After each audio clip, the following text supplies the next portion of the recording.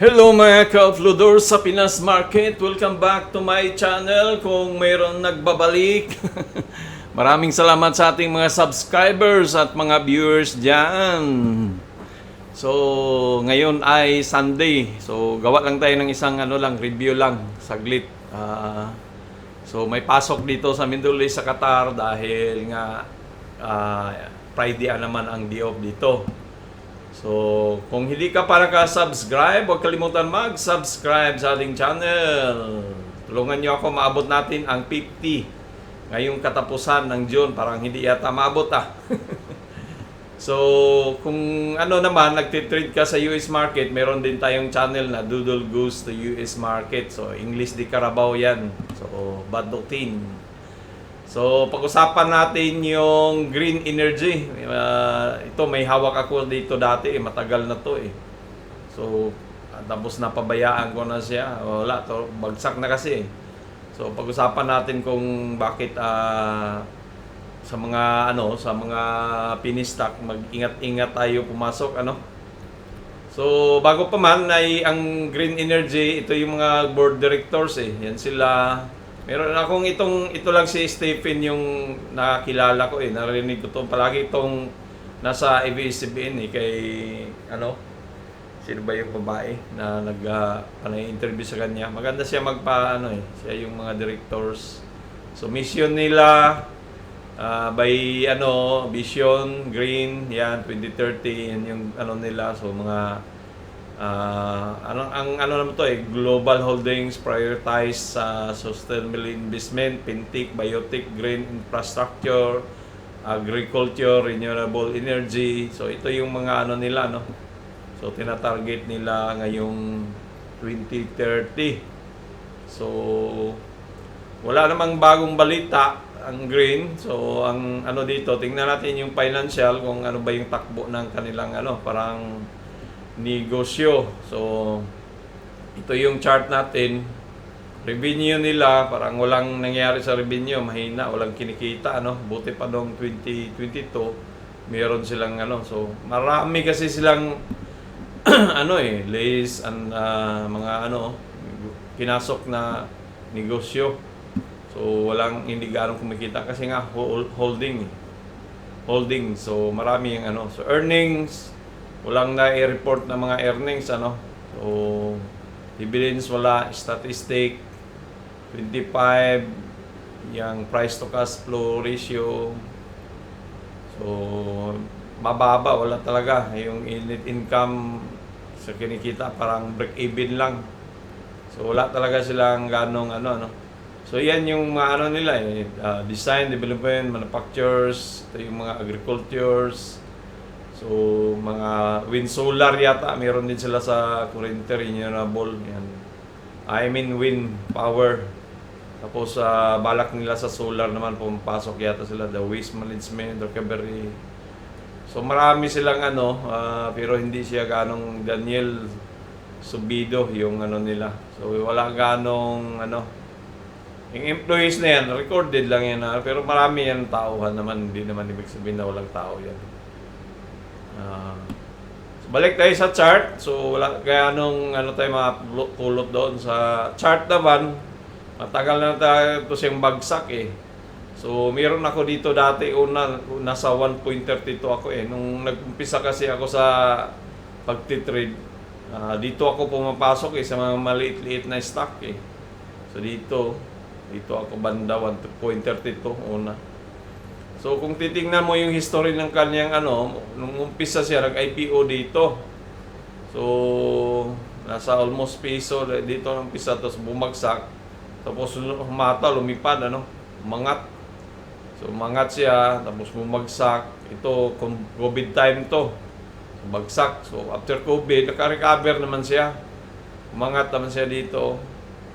So, pero dito nag-conso, nung bumagsak, wala na, tuloy-tuloy nang bumagsak eh, hindi na naka-recover talaga siya eh. Iwan ko bakit. Dito maraming volume banda, yung 2020, maraming volumes nag-trade. Pero pagdating ngayon sa wala na. So, flat na yan talaga yung presyo niya. So, dito. So, pero kung dito ka pumasok, long term, dito ka, ay siguradong kikita ka pag umangat yan, ano? So, base sa chart, mayroong mga imbalance dito. Ito, imbalance yan. Base sa chart. Pero fundamentals, parang mahina pa siya talaga. Unless magkaroon sila ng malaking proyekto. Para yung income kasi nila dito, wala kasi eh. So kung magkaroon sila ng proyekto na mag-post ng kanilang revenue, yan maliit. So ilan lang yung revenue na yan? 3.44 million lang. Nasa list sa agritourism sila, So wala talaga. So ipit tayo dito. Nandito tayo. So ang ginagawa ko, pag may paunti-unti akong natatanggap sa mga dividends na sa mga stock, dito ko nilalagay yung dividends para mahabol ko to siya para mailabas ko tong pira na yan. Sayang din yan baka mag-Mirimark to 75,000 din yan kung multiply mo ng piso yan 1.02 75,000 din yung na yan. Sayang din yan. So matagal siya natutulog dito kaya sa ngayon hindi na talaga ako namimili na lang ako kung may kung pinistock. Kaya tingnan mo yung natin channel is blue chip stocks yan. So doon na tayo nakatutok sa blue chip stock. So tiningnan natin yung nung last Friday to na report galing sa Philippine Stock Exchange yung report na yung mga bumili, so, mga dito meron tayong column dito, net foreign buying or selling, may close parenthesis, so value niya sa halaga, ito yung volume. So kung titingnan natin si Green Energy, talaga nilabasan siya, hindi nilabasan na nilabasan ng mga foreigners yan. So ito yung niya ngayon so meron lang 93,000 na volume sa value ng 144 at tapos mayroong lumabas na foreigner na 66,000 so wala, hindi siya inalisan siya, umalis yung mga foreigner. So kasi walang nangyari sa presyuhan dito lang na nagtambay-tambay. So kung titingnan naman natin yung chart niya, kung dito ka nakabili ka, meron kang binili sa kanya, Saan yung natin, indicators na order block na kit na wala. So, kung meron kang nabili nito, dito ka nakabili sa baba, at umangat naman siya, kumita ka na sana diyan, di ba? Dito, meron ka ng almost 50% dito. Sa ngayon, may 27%. So, meron din kinikita. So, kung titingnan natin, yung ginawa niya, gumawa yan siya ng bullish plug Yan yung poste. Tapos, ito naman yung plug na ginagawa niya. Ganyan. Ito, tapos ito. Parang, saan ba? Dito na natin, ganon. Ganyan, i-ano natin dyan. So, parang gumawa siya ng pinant na bullish plug. Pinant plug. Yung ginawa niya. So, maaari dyan, itong poste na to, yun yung maging target price natin, kay Green Energy. Kung may hawak ka, dito sa baba, so, kung dito ka, may chance pang kikita ka, dito, kasi yung target, abot siya ng 0.24. So, may chance pa yan talaga na, pwede namang umangat talaga to siya, Kasi may pumapasok nga na, meron pa rin namang nangyayaring trading, may volume pa naman. So may pag-asa pa yan siya umangat. So base sa chart, bullish naman siya yung chart niya. Maraming green. Nagkonso-konso lang siya dito. So malapit na yang i-break niya tong plug na yan. Tapos ataw dun sa taas. So kung titingnan mo naman yung tingnan natin yung mga technical analysis ni TradingView. Kasi, so sell yung niya, technical analysis recommendation. So, kung titingnan natin dito sa pinagbabasehan ko sa ito na sa US market kasi yung mga sell diyan talagang pinupuntahan niya ng presyo eh. So yung price niya ngayon is ano, di ba? Nasa 1.16 yung presyo niya ngayon. So kung balik tayo dun sa technical, sana 'yun. So 1.6 1.16 naman. Napakaswerte. So 0.16 yung ano niya dito sa daily time frame, may 0.17 lang yung malaki. So nag-buy signal na siya sa 0.155. Punta naman natin sa 1 week na time frame. So puro sell, may dito. Ang malaki dito mayroong 0.495, 0.52. Pag dito sa 20 time frame na kasi 200 yung 200 na kasi na yan, 200 days ibig sabihin bihira na yan siya binabalikan eh, 0.53 ito. So yung ano, so kadalasan dito lang yan sa 100, 0.245 yung maximum niya, no, 2.5. So pero malay natin baka maabot. Tingnan naman natin yung 1 month kasi tinitrigger nila yan eh. So kung sa 1 month naman pag-usapan, meron tayong yung 0.5 kanina, nasa 50 na siya na moving average. So sa 100 meron tayong 1.3. So may chance na mapuntahan tong 0.5 ano kasi may 1.3 tayo dito sa ano. Pero matagal-tagal. So kung kailan hindi natin alam, baka end of the year. So may chance na kasi yung maximum is 1 tapos may 0.5 din ano. So kung titingnan na natin dito yung 0.5 dahil merong sell order block dito na maliit.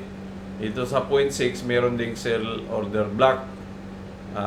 Meron ding ito imbalance. So ito yung 1 meron dito.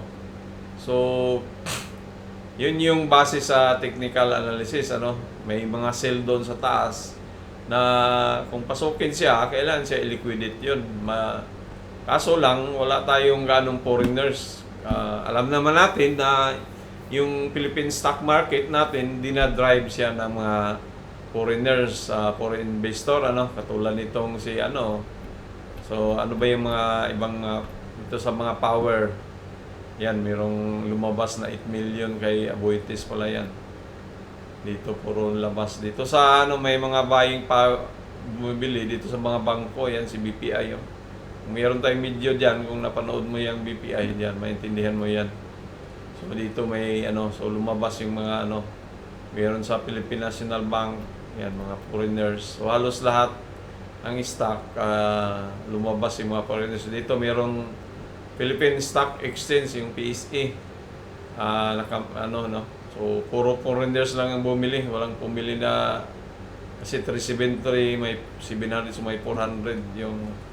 So mga baka sila yan, mga investor as insiders. So yung si Green talaga ay kung ang tinitingin mo na ano na aangat siya ng malaki ay matagal talaga yan. Mahirap talaga yan siya pa anuhin base sa chart, base sa fundamentals niya, talagang ano. So sa ngayon dito muna yung ano natin target niya na 0.25 kay Green Energy. So kung may hawak ka, na ipit ka dito, either naumay ka na sa katitingin sa kanyang ano, yung pula, pwede mo ibenta, palugi, para maalis lang yun. Pero habang hindi pa naman to ano, nandito pa naman, yan lang muna natin, yung sa atin, diyan lang muna. So ipiso ko sa averaging ko lang siya. Pag ngayong 18 may ngayong buwan na to may mga matanggap tayong mga dividends ano, so dito ko ilagay yung iba para naman na paunti-unti kasi habang mura pa, malay natin baka abot yan dito ng 0.5, so magkatabla-tabla na lang kami ano, o kahit na malugi man ako ng maliit lang 10,000, pwede na yun, okay na yun siya, mailabas ko lang yun, sayang din yun eh. So yun pa naman, yung ganun lang yung chart talaga kay Green Energy. So yan lang po ang masabi natin kay Green Energy. Marami tayong ipit, bag holder, ang ika nga tawag nila. Pero kung magkaroon man to ng delusion o I mean yung bintahan, parang Mirimart, siguro baka bintan dito yan, nasa baba. Or kung mabait naman yung mayari, balikan yung palugi siya din. Balik sa IPO, pero malabo yan mangyayari.